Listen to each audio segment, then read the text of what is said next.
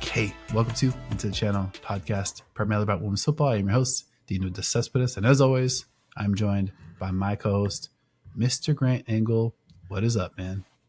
Buddy, I am feeling fantastic. As we have mentioned, for probably folks, I'm guessing if you're watching this, maybe you watched part one when we preview some of these next matches coming up in the UEFA Women's Champions League. I mean, we just couldn't be more back. There's just no way for two dudes talking about the UEFA Women's Champions League who live in America to be more back. I think, yeah, we're back. It's back. Couldn't be more back. I totally agree with you. We're at max back. And we're now in part two of just the layers upon layers just keep adding up. We've got another 4 awesome matchups to talk through the Thursday slate. If you missed part one, we talked about all 5 Wednesday matchups, loaded Wednesday slate. What do we have here? Vålerenga, Wolfsburg, Lyon, Zengpolten, Roma, Barcelona, Leuven, FC Twente, and what could be the match of the day. We'll talk about that. Or actually, we talked about that in part 1, so we won't be talking about that one later. Let's get to Thursday. 4 big, fun matchups to talk to. Big clubs. Big club Thursday. We're going to learn some stuff. We've got the champions of Germany facing the champions of Italy. The champions of Europe facing the champions of Portugal. I mean, this is a loaded slate. Maybe the silver medalists in France and the silver medalists in Spain. A ton of places where we can get started. Mr. Grant Engle, where should we get started? Well, look, I think it's well established on this podcast that I am the Barcelona guy. However, my best pal is the Real Madrid guy. So let's just go ahead and do this. Let's start with one Paris Saint-Germain versus Real Madrid.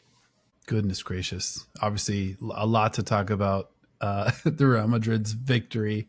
6 goals on Roma in a great display of. We've got a lot of good players, and I think in a lot of ways we've been waiting for this. I actually went back and looked because even a player like Caroline Weir, who had that kind of sort of devastating injury, missed a ton of time. I went back. She was ranked 44th on the 2023 Guardian list of top 100 footballers. And we just hadn't seen that in the Champions League, right? That she's got the skills. You see it in flashes. But now it kind of feels like, wow, this might be Caroline Weir just being in the middle of everything and everything happening around her in a really great way. Linda Caicedo in that first match, unbelievable. Eva Navarro has been awesome this season. I mean, they're just Sarah Debritz, always a player that I very much enjoyed. Didn't get a ton of minutes at Lyon or got kind of low leverage minutes. So awesome to see a player like that logging almost 70 minutes to open the Champions League. Connects on 36 of 39 passes, 4 chances created for Debritz. I think could really find a home in that Real Madrid midfield, but a great performance, kind of what we were waiting for. Me and my fellow Blancas and Blancos probably we're waiting for this one.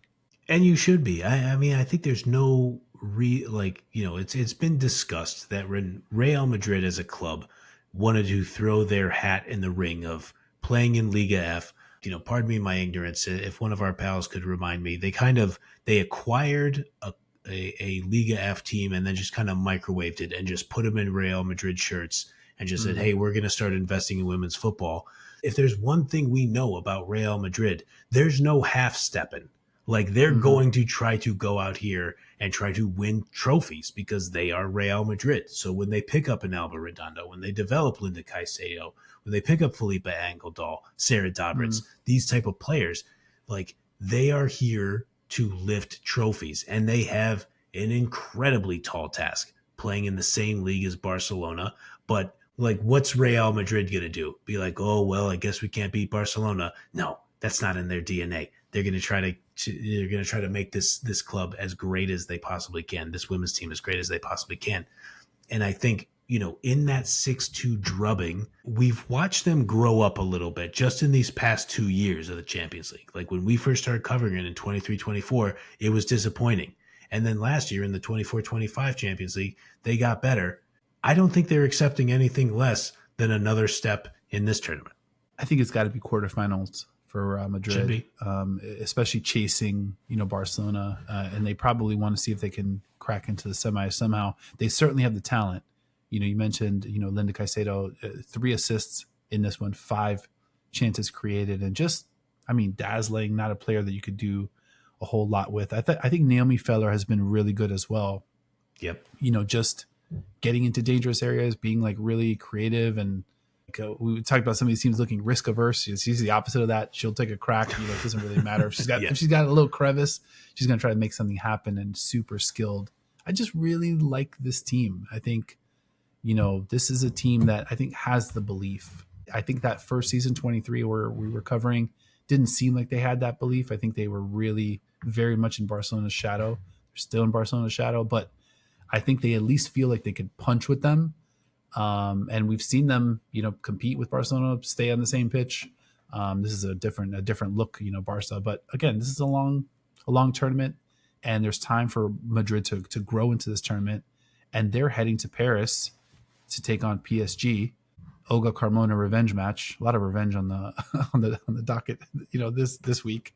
But we'll see, what that looks like. PSG obviously coming off that disappointment. We talked about that a bunch in part 1. What do you think this matchup has in store for us? I mentioned it in part 1 when we talked about Paris FC, and now we're obviously talking about the gigantic club. Oh, wait, can we drink something? Sorry. Yeah. Whoa, you don't need to tell me twice, buddy. Are you thirsty? Because we could just make this happen. Super parched. I'm not quite in knockout stage form. I'm still in qualifying form.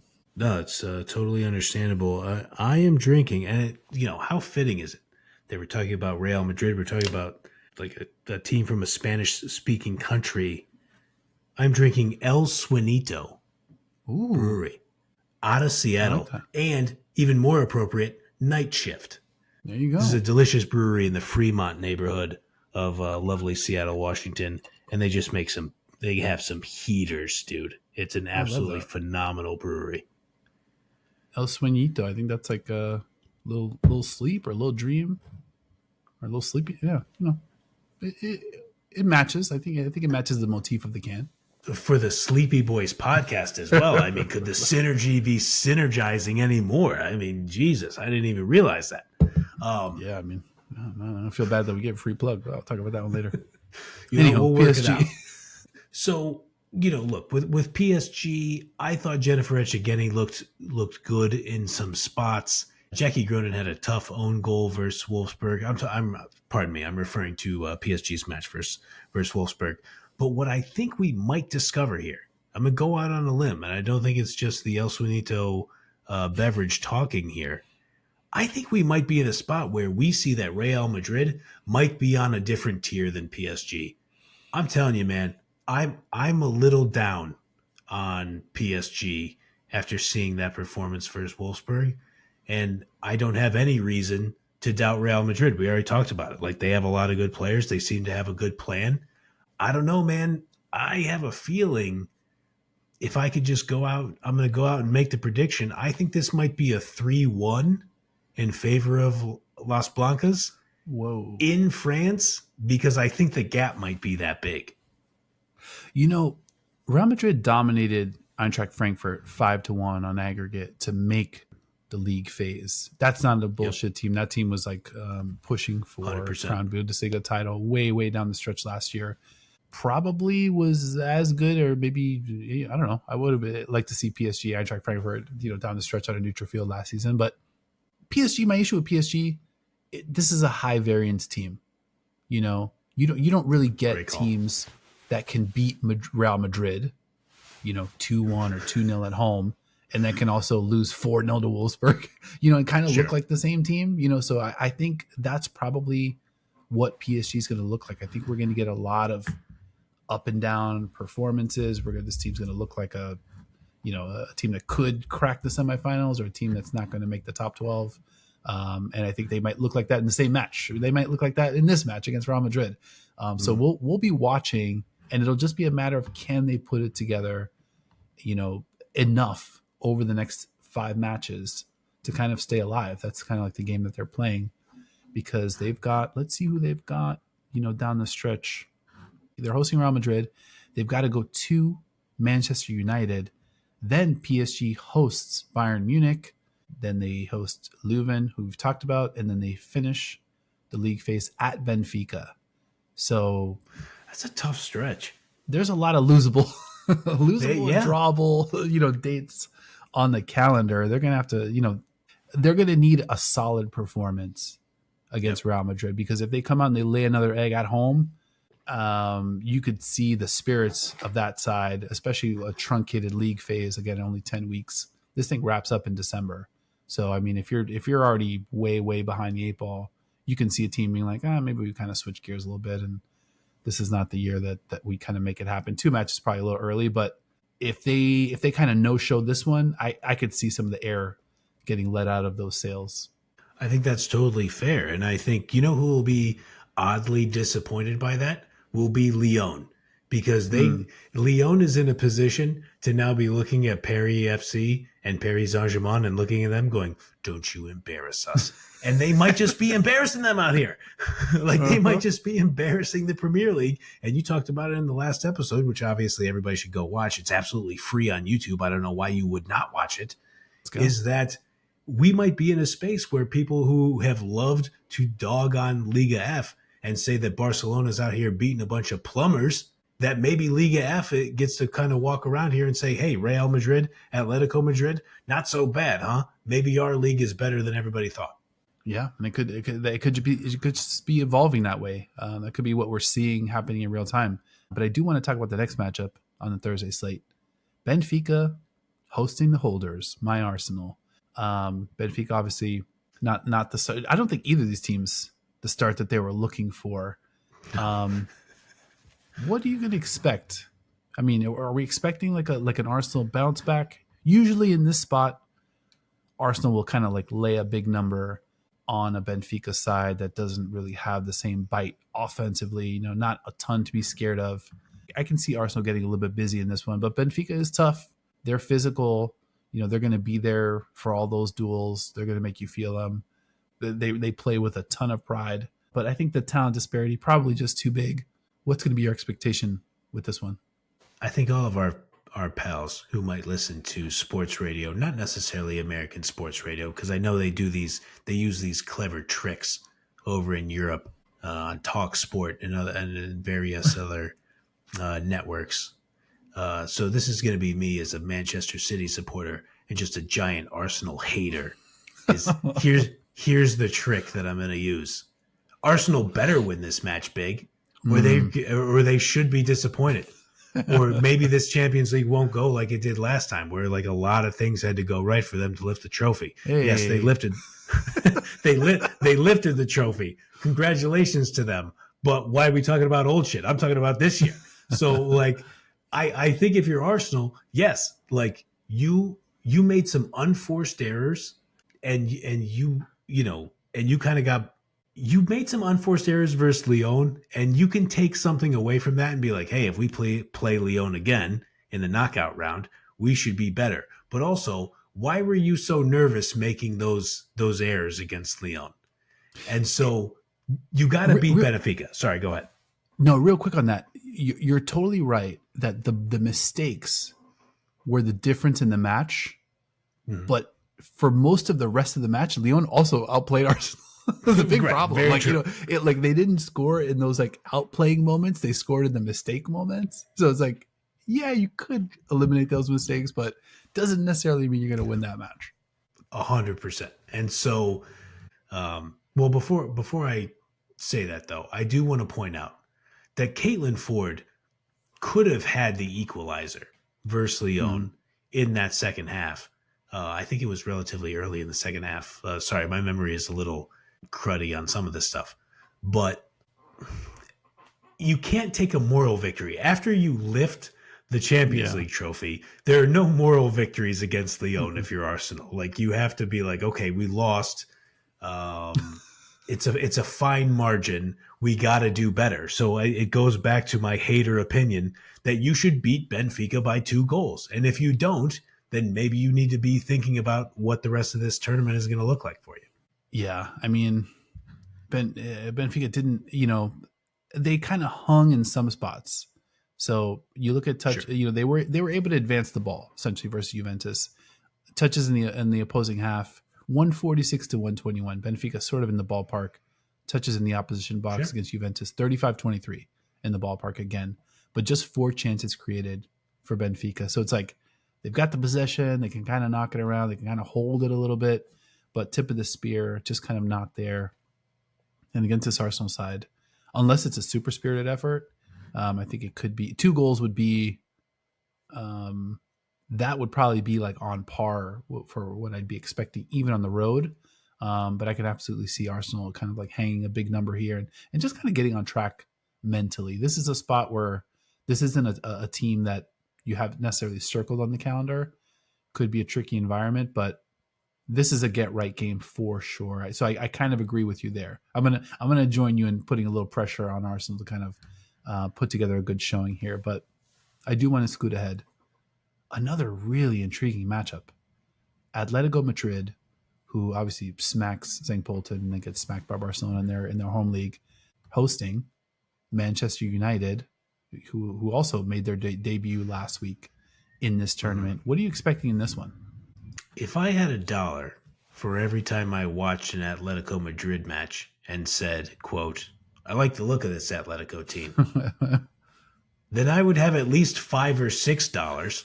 Over the past few years of us doing this and me watching them in Liga F and now watching them qualify for this league phase and playing last week, I like that they are just committed to, we're going to run directly at you up and down the wings. We're going to play the ball into the middle. We're going to try to make, every time we make those fast runs down the wings, we're going to try to make at least 2 players available in the middle on 2 different levels to try to score and make your defenders make difficult choices. I like all of that stuff. In part 1, you and I talked about, we had some higher expectations for St. Polten, our pals from Austria, and Atletico Madrid made it very clear they are on a different tier than St. Polten. I don't think there's any question about that. But now the question is, going back to our this country versus this country, this league versus this league, Manchester United has a hell of a lot of good players in their own right, and Atleti has to go out there and prove, hey, Man U, we're on the same tier as you. Yeah, and I think it's going to be a wild environment as well. I mean, there's got to be some excitement for Atleti. Like, you win a match 6-0, you cash 3 points, you have a +6 goal differential.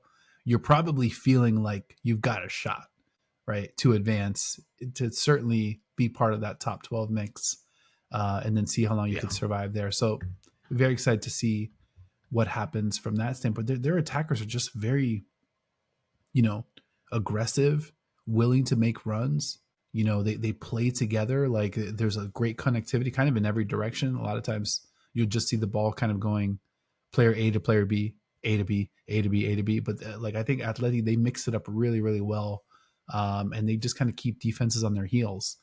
Now, when you're thinking about the defenses in Manchester United, you have to talk about Maya Letizier, who is kind of making a real leap, as a footballer. Like, just impossible not to notice what she's doing defensively, passing wise. I pulled together some numbers against Vålerenga. She drew 3 fouls, which was the most in the match. She completed 130 of 132 passes. She missed on 2 of 132 passes. Short passes, 33 for 33. Medium, 77 for 77. Long passes of 30 plus yards. She was 20 for 22. It's unbelievable distribution. In the WSL, she leads the league in middle third touches as a center back, which is fun. Love that. And then she also leads the league in the number of medium passes completed with 256. She's completing those at a 93.4% clip in the WSL. Again, that's passes between 15 and 30 yards. So she's absolutely automatic. She's a headache defensively. Her intensity's off the charts. She's clearly putting an imprint on that team. This could just be the year where just like this player has to be considered like in the upper echelon, or probably is tracking towards that. It's just playing a dominant style of, like, I mean, it's awesome watching her play. She's having such an awesome impact. I mean, look, for everybody who's kind of like joining us new, first of all, welcome aboard. Thank you for rocking with us. But we are lucky enough to have the privilege of, and I'll say, maybe I'm getting a little too familiar here, but I feel like we're friends with Champions League winner Leanne Sanderson, Arsenal legend. Friend of the show Great for sure. friend of the show, no doubt. I think we could call her a friend, and great radio presenter, broadcast presenter over in England and here in the NWSL. But I think it was her just very recently who just said Serena Wiegman for the English national team just has to look at Maya Letitia, 23 years old. Is this going to be a cornerstone player? And I don't mean to put words in Leanne's mouth, but I know Leanne was just saying Wiegman has to look at Maya Letitia moving forward as an important player for the English national team. She has a potentially gigantic future in front of her, and she's plays that way right now. So me as a Manchester City supporter, begrudgingly, I am giving respect to this Manchester United team. And I think we've talked about it. People talk about the concept of this in the United States. This team is beating the respect out of me because every time I watch them play, I'm like, man, I really wish this team wasn't as good as they are because I really don't care for them, to be honest. But man, they got a lot of good players, as we like to say. Yeah, it's awesome watching, Malar on one side and Jess Park, kind of on the other, and Turlin, and just kind of everything they're doing. Riviere is a good, exciting young player. Like I don't know. It's hard to dislike what they've got going on. PTJ obviously in goal. I already know what time it is there. It's not that hard to dislike it, but I understand what you mean. We can root for the players. Let's root for the players. We like these players. It's nothing against That's players. Fair. Right. All right. So we'll see. We'll see. We're not really going to be rooting for any of these teams. I think we're just going to be locked in. Atleti, Manchester United, really fun, super fun matchup, which leaves just one more matchup on that Thursday slate. Bayern Munich, champions of Germany, Juventus, champions of Italy. Another chance for some real. There's a chance that this one's a little bit of a snooze fest, but there's also a chance there's some fireworks in this one because I think both these teams are going to take this matchup a little bit seriously. They'll take a little slice of that kind of like nationalistic approach of like, hey, let's represent our league the right way. Let's kind of make a statement here. Match day 2, nothing huge on the line, but let's come out and like really stamp our spot here. I think that's totally fair. I mean, we talked about the last match, Atletico versus Manchester United. That's Spain versus England. Now we get a Germany versus Italy match. Like, let's go. And like you said, it could be a snooze fest, Germany versus Italy clubs, or it could be very exciting, Germany versus Italy clubs. Like you don't know how this is going to go. Like Bayern Munich, they have to look at the last match versus Barcelona and just kind of throw their hands up and say, okay, yeah, that one got away from us. Like they can't take anything else away from that and say, oh man, I mean, look, they're Bayern. What are they going to say? Like, oh, maybe we don't belong in this tournament? Bullshit. Like they're Bayern Munich. They belong in the Champions League. They should always be in the Champions League. They have to come back out here and say, we are still on a different tier than Juventus. And, sorry for everybody who might get sick of me being obsessed with like how these teams are tiered. But like they need to look at this and say, we have more of a pedigree than Juventus. We can win this match. And I think they'll come out and play that way. I agree with you. The fun part is, obviously like, we saw Bayern Munich and Wolfsburg this weekend. We saw Wolfsburg kind of fall a little bit short to, like maybe like that, the Bayern Munich side that's got a little bit of a bigger sibling feel to them. Now, sure. Wolfsburg from the last few years is going to be playing a little bit in Bayern's shadow. Juventus, I don't think is going to bring that same energy. You look at, what Barbara Monansea did in the first matchup. You look at Cristiana Girelli, the chances that she got. I loved what Emily Vangsgaard did and her runs because she is the perfect counterweight to those other two players. Barbara Monansea, very heady, no pun intended, but, like a very kind of smart, crafty kind of player. Girelli, what she wants to do. She wants to just kind of like take chances, free herself up with some space in a dangerous area, put her head on it, and see what happens from there. And I thought what Vangsgaard does is really just provides like a little like a wild card that you just have to keep an eye on, even though you've got these two like kind of killer offensive players that you also have to track. So I really love the balance of those three players, the three different skill sets, and the chemistry that's able to develop. You just have to do a lot defensively to be able to kind of keep up with what they're doing. Now Bayern may be built for that, but I think Juve is going to really push in this one and really, you can see them kind of going for the draw or holding a draw or like really just being like, we want to at least be at the level of this team. And we want them to know that we're going to be here. We want everybody else to know that we're at this same level. Tears be damned. Grant Engle's tears be damned. We're here. They're watching. No, I think that's totally fair. Now, let me just make sure I have this right, because Vangsgaard, in their match versus Como, which they lost, by the way. So Juventus loses 1-0 to Como in Serie A Femenil. Vangsgaard came on in the 59th and left in the 87th. So my apologies if I'm not sure if she suffered an injury or not. So we'll track Definitely that. check that. But they did play a rotated squad in a lot of respects versus Como. Bonansea didn't start. Volti didn't start. Vangsgaard didn't start, obviously. Campiaghi didn't start. But they ended up losing that one late. I think it's going to be, are they going to play that Catenaccio, sit back, absorb Bayern's pressure, and then try to beat them on the counter? I think Juventus has that gear in them, but that could also be a recipe for you just getting a weird-ish 2-0 loss against Bayern Munich, because maybe they just finish the chances and then you're not able to hit them on the counter as badly. We love big names. I especially love big names. Bayern Munich versus Juventus. Come on, man. Like, well, what more can you ask for? It's going to be awesome. It's going to be absolutely awesome. I cannot wait. For me, it's going to come down to, I don't know if you caught it, but Bayern scored a goal today against Wolfsburg where Julia Gavin runs down a ball that's about to get to the end line, just cuts it, just dinks it back into a nice area. And Tanakawa runs onto it from off the frame. There's no way. I don't know if Gavin is trying to do that or just trying to put it into a dangerous spot. But the ball lands right on Tanakawa. A really tough, tricky finish, but it looked like it went exactly like Tanakawa was trying. It was exactly what she was going for. I don't want to say fluky, little fluky.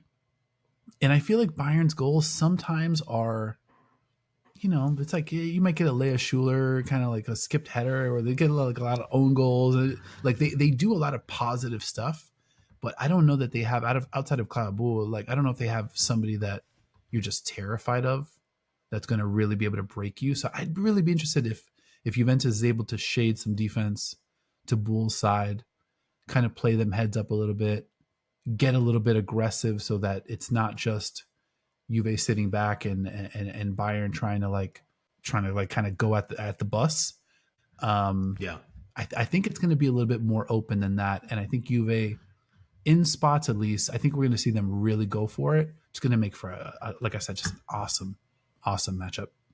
I will say, I mean, in my estimation, I literally wrote in my notes, Julia Gavin is up to her old tricks when she hit that ball into the middle. Because I do think, and obviously it's always 50-50. Sometimes you play the ball.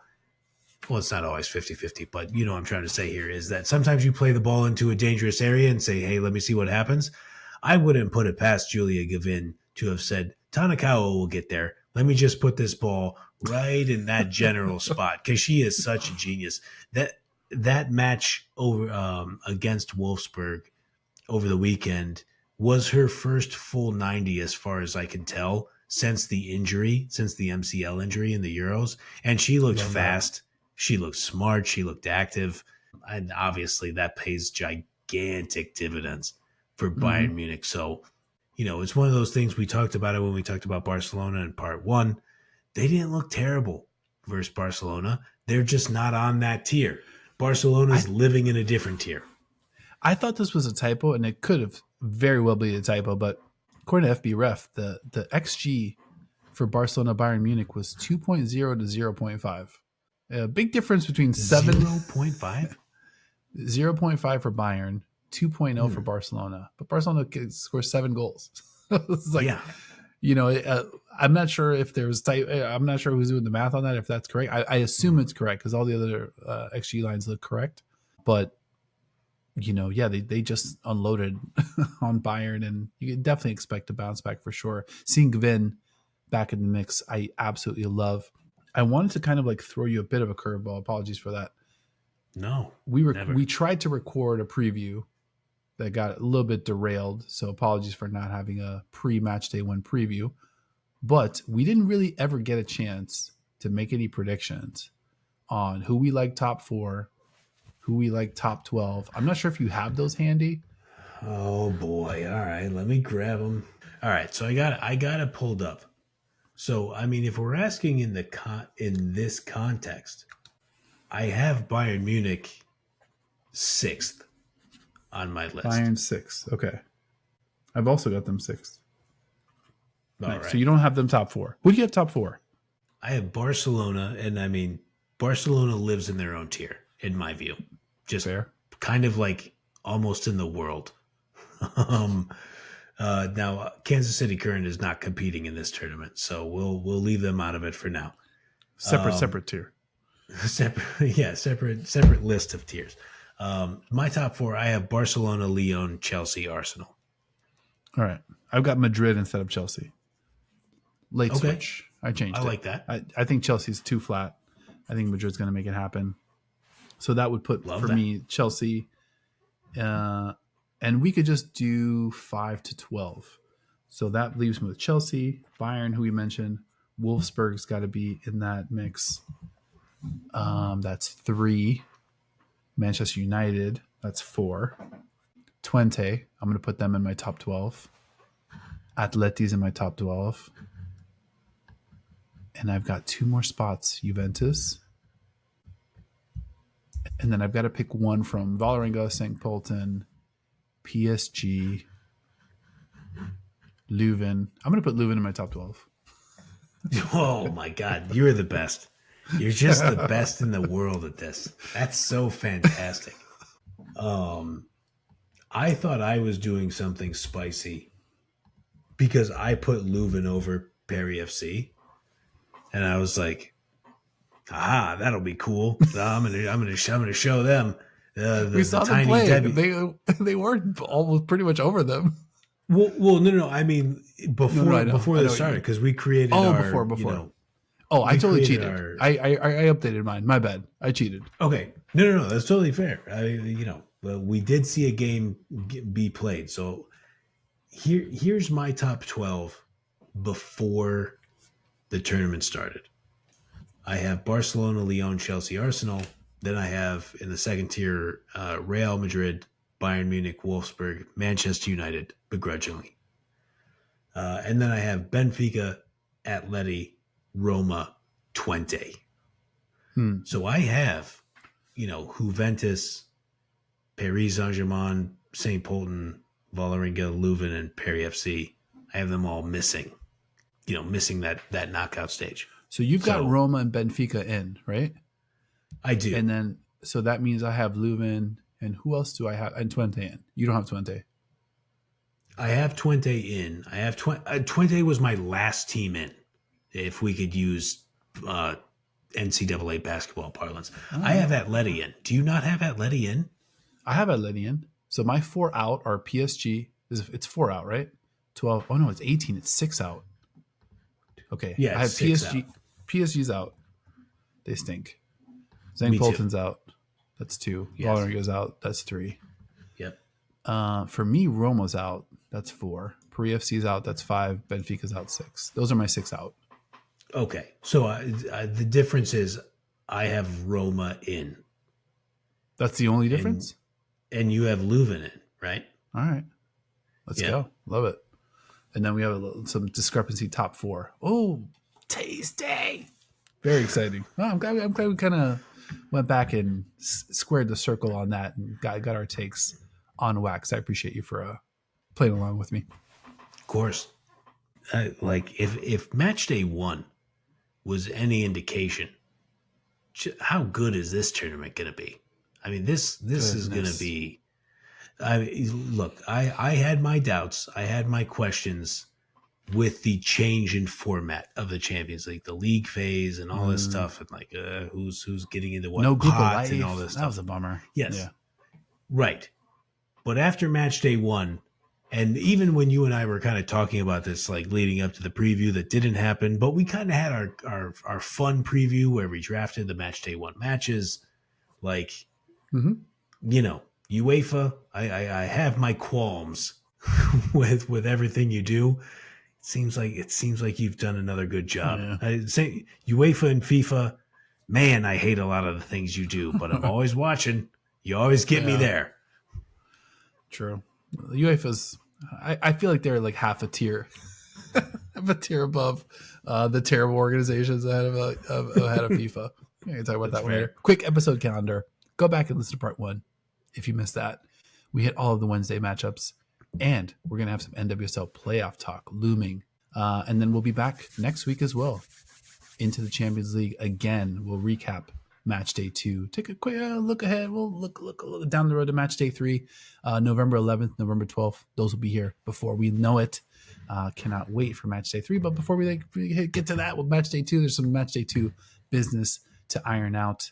All right, man. Tons of football. I think we did it. 2 parts in the books. Anything else you want to hit before we get out of here? I think that's it, buddy. I mean, this tournament has all the makings to just be an absolute classic. I couldn't be happier to be talking about it with you, my good man. Yeah, it's so true. It's so true. I think year 2 was a little bit of the wonky year, and I think year 3 we're going to get everybody's best. And I think everybody, Barcelona knows we're beatable, right? And everybody knows Barcelona is beatable because we saw it last year. So like last year kind of had that foregone conclusion, right? And not so much playing out the string. Felt less open. This year feels weirdly more open, even though we are looking at a Barcelona side that is absolutely terrifying. Like you said, man, all of it stacks up to get us into a position to have a really, really great tournament. This has been another episode of the channel. Thank you for watching, listening, hanging out with your boys. If you enjoyed the show or love women's football as much as we do, make sure you're kicking with us each and every single week. Like, subscribe, follow, leave us a review, YouTube, Spotify, Apple Podcasts, wherever you like to watch or listen. We're going to be doing this pretty much as long as this Champions League tournament is going, and maybe a little bit, thereafter. We'll see. If you want to support the show, patreon.com/into the channel. Great way to do that. Into the channel merch available right now. My guy Grant is wearing the shit out of that hoodie. I appreciate you, bro. Links to all of the above, much, much more in the description of this episode. And a big thank you to my co-host as well, Mr. Grant Engle, for always looking sharp, mid-beer, post-beer, pre-beer, doesn't matter. This is my guy, part 1, part 2. You already know what time it is. This is our time of year, bro, and I appreciate you. I appreciate you kind of going along for the ride, strapping in, preparing for what we're about to embark on, and nobody I'd rather do it with, man. Likewise, buddy. I mean, and nobody we would rather do it with as a label. I can't remember what Suge Knight said as a label, a staff and a crew. I think it was an MF and crew in there. Yeah, I know. The punctuation was MF and crew for sure. Nobody we would rather do it with than all of you. Please, for anybody in these countries or supporters of these teams, if we've missed something, if there's a player we haven't considered, if there's something in the match that you think we overlooked in our preview here, or in our kind of match day 1 review, match day 2 preview, please let us know. Drop knowledge in the comments. We always appreciate it, and we will see you all next time.